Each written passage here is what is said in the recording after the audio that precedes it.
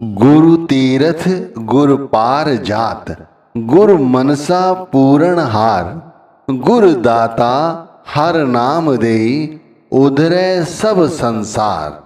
देखो, गुरु ही सच्चा तीर्थ है और मन की सभी कामनाएं पूरी करने वाले हैं। पारिजात के वृक्ष भी हैं। वह चाहे तो नाम का दान बख्श कर अपने द्वार पर आए संसार के सब लोगों का उद्धार कर दें। फिर उसके होते हमें कहीं बाहर भटकने की जरूरत क्या है। पहले तो सभी शास्त्र, अब आज का सत्संग शुरू करते हैं। अनुभव किया है भजन करने से हम जी चुराते हैं। मैं कहता हूं भाइयों और बहनों, भजन करने से मत भागो, कोशिश करो जैसे भी हो, अपने आप को समझाओ कि हमें भजन जरूर करना है। भजन कर मगन रहो मन में। स्वामी जी महाराज ने कहा है, जो लोग भजन करते हैं वो मगन रहते हैं। देखिए, एक तरफ इस संसार में समस्त जीव आत्माएं, चाहे जिनके पास कुछ है चाहे नहीं, सभी की सभी दुखी हैं। लेकिन यहाँ पर स्वामी जी महाराज हमें ये बता रहे हैं कि भजन करो और मगन रहो, मस्त रहो, फिर तुम्हें किसी चीज की कोई चिंता नहीं रहेगी। पहले एक दफा मैं आपको भजन करना सिखा देता हूँ। सभी नामधारी भाई बहन घर के किसी कोने में भजन के लिए आसन बनाएं। सहजता से आंखों को बंद करके कानों में अंगूठों को डाल लें, उंगलियों से आंखों को ढक लें। अब हमारे अंदर गुप्त अंधेरा है, हमें इस अंधेरे में उतरने का अभ्यास करना है। इस तरह से हमें दबे पांव अपने अंतर में उतरना है कि हमारे चित्त को भी इस बात का पता ना चले। भजन बड़ी ही सावधानी और सरलता के साथ किया जाता है। अगर सरलता से, सावधानी से चित्त में नीचे उतरोगे, तभी चित्त में या अंतर में क्या हो रहा है ये देख पाओगे, ये सुन पाओगे। भजन का अर्थ है ही यही कि अंतर में जो कुछ हो रहा है उसे सुनना, उसे देखना। अक्सर लोग भजन से भागते हैं। क्यों भागते हैं? क्योंकि वो इस तरह बैठ नहीं पाते। बहुतों को तो डर लगता है कि कैसे बैठेंगे भाई, और अनगिनत लोग बैठते भी हैं तो फिर वे अंतर में नहीं उतर पाते, और उतरते वक्त भी उनके कानों में इतना शोर होता है, अंतर में उन्हें वो सब कुछ दिखाई देता रहता है जैसे उन्होंने अपनी आंखें बंद नहीं की हैं, उन्होंने कानों में अंगूठे नहीं डाले हैं। कानों में अंगूठे भी डाल रखे हैं, आंखें भी बंद की हुई हैं, उसके ऊपर उंगलियों से भी ढका हुआ है, लेकिन फिर भी अंदर इतना शोर है, इतना शोर है, इतना सब कुछ दिखाई दे रहा है। तो भाई भजन कैसे बनेगा? देखो, चींटी चलती है ना, तो चींटी कब, कैसे, कहाँ चलती है हमें पता नहीं चलता। कहते हैं चींटी के पग से भी आवाज आए तो आए, लेकिन हम इस तरह से अपने अंतर में उतरे कि हमें कोई आवाज महसूस ना हो कि हम अपने अंतर में उतर रहे हैं। अब हमारी और आपकी सभी बीवियों की, भाइयों की परेशानी क्या है कि हम अंतर में इस तरह उतर नहीं पाते। हम जब उतरते हैं तो हमें इसका पता चल जाता है। ध्यान रखना, मन कभी नहीं चाहता है कि आप भजन करें, इसीलिए तो भजन करने से भागते हैं। जैसे पता नहीं क्या कह दिया हो, क्या करना है हमें। जैसे बच्चे भागते हैं ना पढ़ाई से, जो जी चुराते हैं पढ़ने से वो भागते हैं, ऐसे ही भाई हम लोग भागते हैं। लेकिन भाई भागने से क्या होगा? भजन नहीं करोगे तो भाई 100 दुख सहोगे हर रोज। स्वामी जी महाराज कहते हैं ना, जो जो चोर भजन के प्राणी, सो दुख सहे। इसी तरह भाई जिन लोगों को भजन करने से आलस आता है, नींद सताती है, वो भी क्या कहते हैं, सब कुछ है लेकिन वो उनसे कभी भ्रम दूर नहीं होते। वो तरह तरह के भ्रमों में फंसे रहते हैं। आलस नींद सतावे उनको, नित नित भर्म बहे। ना उनसे कभी काम और क्रोध की जो अंदर उनके नदी बह रही है, लोभ की जो नदी है, अहंकार की जो नदी है, इसी में डूब मरते हैं हम लोग। काम क्रोध के धक्के खावे, लोभ नदी में डूब मरे। कहते हैं नाम न डोर गहे। जो गुरु ने हमें समझाया है जो हमें नाम दान दिया है, हम कभी भी उस नाम दान पर या उस नाम की कमाई पर खरे नहीं उतर पाते, ना ही गुरु के साथ हमारी सच्ची प्रीति हो पाती है। गुरु संग प्रीत करे नहीं पूरी, नाम न डोर गहे, तृष्णा अगन जले निस्वासर, नरकन माही पड़े। भाई हम लोग कहाँ हैं? नरक है। यकीन मानिए ये सब नरक है, जहां पर हम परमात्मा को भूले हुए हैं, गुरु को भूले हुए हैं। नाम दान मिलने के बाद भी नाम के साथ प्रीति नहीं है। सारा दिन सारा समय सिर्फ ये तृष्णा, हाय ये मिल जाए, हाय वो मिल जाए, कभी उस पर गुस्सा, कभी खुद पर गुस्सा। ये सब क्या है? ये सिर्फ इसलिए कि एक काम जो गुरु ने बताया है वो नहीं कर रहे हैं। संतन साथ विरोध बड़ा में उल्टी बात कहें।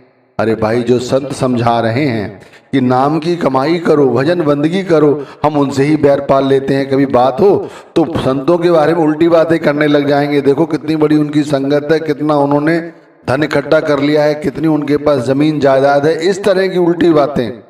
अरे भाई, भेड़ चाल का हिस्सा क्यों बनते हो? असली बात समझो कि है क्या। भेड़ चाल का हिस्सा बनके यदि नामदान ले लिया है और सोचते हो कि नामदान से ही काम चल जाएगा, नहीं भाई। सत्संग महिमा मूल न जाने। सत्संग की महिमा का मूल अर्थ क्या है कि वहां से सुनो और फिर उस पर अमल करो। लेकिन हम तो भेड़ चाल का हिस्सा बने हुए हैं, इसीलिए हम रोज रोज रोगों में फंसे हुए हैं। यही तो 84 का हिस्सा बने हुए हैं। धन और मान भोग रस चाहे, रोग सोग में आन फंसे। दूसरों से चाहते हैं सम्मान मिले, आदर मिले, सत्कार मिले, और हम चाहें लोगों का कितना ही अपमान करें। इसी धन मान बढ़ाई ऐश्वर्य इन्हीं में पड़े रहते हैं। इस तरह तो भाई हमारा भाग्य उदय हो जाना चाहिए था नाम दान लेने के बाद, लेकिन हम तो भागहीन हो गए हैं। भागहीन मतहीन प्राणी नर देही बर्बाद करे। 84 लाख योनियों के बाद मिली हुई ये नर देही हम यूं जाया कर रहे हैं। ऐसी दशा माही नित बरतै, हम क्यों कर समझाए सकें। अब बताइए गुरु क्या करें? साध गुरु का कहना ना माने, मनमत अपनी ठना ठनी। अरे भाई, इस तरह से अगर अपनी ही करनी है तो फिर नाम दान क्यों लिया? और नाम दान ले लिया है तो भाई फिर विचार क्यों नहीं करते? गुरु क्या समझा रहे हैं? ध्यान रखिए, एक बार ये मन मेरी जो अंदर भरी हुई है ये हट जाए तब कुछ काम बनेगा। भजन करने बैठते हैं, मन मेरी तो है, तभी तो जब हम नीचे उतरते हैं हमें अपने ही पैर, हमें अपनी ही शक्ल, अरे अपने ही कारनामे दिखाई देते हैं और हमें परमात्मा दिखाई नहीं देता। और भजन में क्या देखना चाहते हो? परमात्मा को। खर कुकर सम वे नर जानो, विरथा उदर भरे। अरे धन चाहे कितना भी भर लो, पेट चाहे कितना भी भर लो, कोई फायदा होगा? पशुओं की तरह जीवन बिता रहे हो, अरे फिर पछताओगे, कोई फायदा नहीं होगा।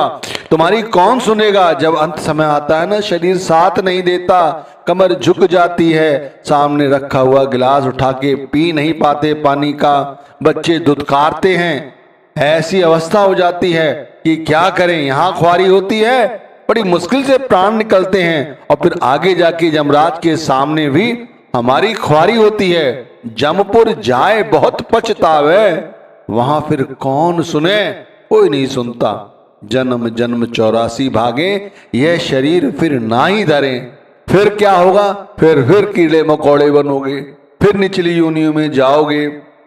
इससे अच्छा है भाई कि ये भजन कर लो, इससे भागने की जरूरत नहीं है। दुर्लभ देह मिली ये अवसर, ऐसी कर जो भात बने।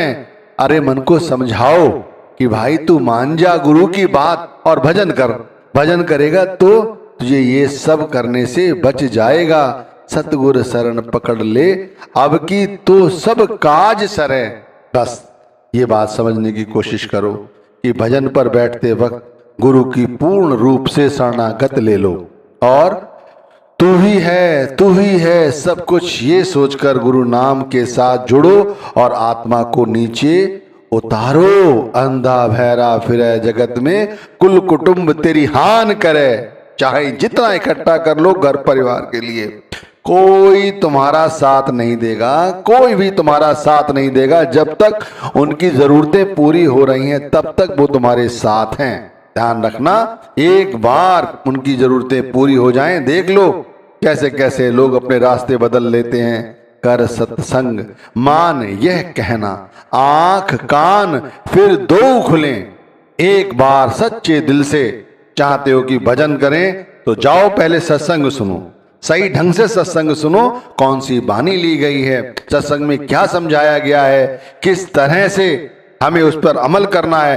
पहले ये बाहर के कान खोलो, बाहर की आंखें खोलो, ये दोनों खुल जाएंगे तब अंदर के कान और आंखें खुलेंगी। और फिर जब भजन में बैठोगे तब कुछ देखोगे।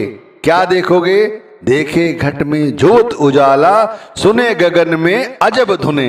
देखो कितना स्पष्ट कहा है स्वामी जी महाराज ने, तो कोई लाग लपेट तक नहीं रखी, कुछ छुपाया तक नहीं है। जहां लोग कहते हैं छुपाओ, ये करो, ठीक है, चाह छुपा सकते हो, छुपाने की बात है, छुपाओ, लेकिन भाई ये चीज जब तक नहीं समझोगे कैसे प्रेरणा मिलेगी, कैसे आगे बढ़ोगे। इतना समझाने के बाद स्वामी जी महाराज कह रहे हैं, देखे घट में ज्योत उजाला, सुने गगन में अजब धुने। जो गगन में सतलोक में धुने हो रही हैं वो तुम इस घट के अंदर सुन सकते हो। नीचे बैठो, नीचे बैठो। अभी तो हम भजन में बैठते हैं, नीचे नहीं, ऊपर अभिमान करने बैठते हैं। ऐसे थोड़ी होता है। नीचे बैठो, गुरु की शरण में बैठो, गुरु की शरणागत होकर संपूर्ण रूप से अपने आप को गुरु को सौंप कर फिर अंतर में उतरो और उत्तर में उतर कर ये सुनो जो गगन में हो रहा है। सुन जाए त्रिवेणी नहावे, हीरा मोती लाल चुगे। जाओ किस संग में स्नान करके आओ, कुछ नहीं बनने वाला यदि वहां पर जाकर उस उद्देश्य को नहीं समझा। और यहाँ सुन जाए त्रिवेणी नहावे, यहाँ अपने निज घर में बैठकर हम अपने अंदर जाते हैं, एक संगम में उतरते हैं तो हीरे मोती लाल चुने। अरे अंदर जाके इतने हीरे हैं, इतने जवाहरात है, इतने मोती हैं, चुन सको चुन लो, इकट्ठा कर सकते हो इकट्ठा कर लो, कोई मनाही नहीं है। महाशून्य में सुरत चढ़ा मैं, तब सतगुरु तेरे संग चले। महाशून्य समझते हो आप?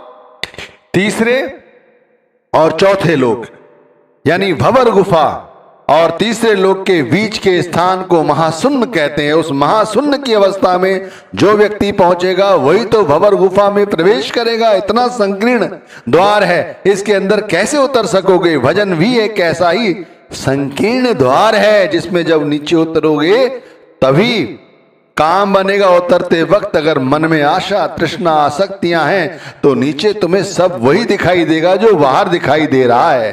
अब चढ़ गई पुरुष दरबारा, वहां जाए धुन वीन गुने। अब चढ़ गई पुरुष दरबारा, ये छोटी सी बात समझ जाओ, सब काम चल जाएगा। एक बार उस पुरुष जो महापुरुष या वो सतपुरुष या वो परमात्मा के द्वारे में यदि हमारी ये आत्मा चढ़ जाए तो वहां जो सारंगी वो धुने जो हो रही हैं उससे हमारा काम बनेगा। उसे सुनने से मन में तृप्ति आएगी। ले दूरबीन चली आगे को, अलख अगम का भेद भने। यहां से आगे चली उमंग में, राधा स्वामी तब चरण मिले, तब जाके उस गुरु के सही चरण मिलते हैं अंतर में जो भजन करते हैं।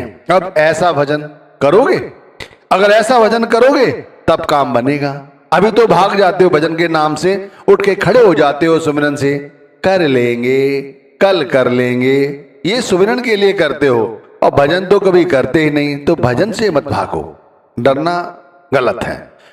अगर नामदान लिया है तो भजन जरूर करना चाहिए। छोटी मोटी ये आरती कर ली, सत्संग सुन लिया, सेवा कर ली, इससे काम नहीं बनने वाला। कुछ भी कर लो, इससे कुछ भी काम नहीं बनने वाला। ये छोटी मोटी काम तो कुछ नहीं, असली काम भजन है, ये समझ जाओ।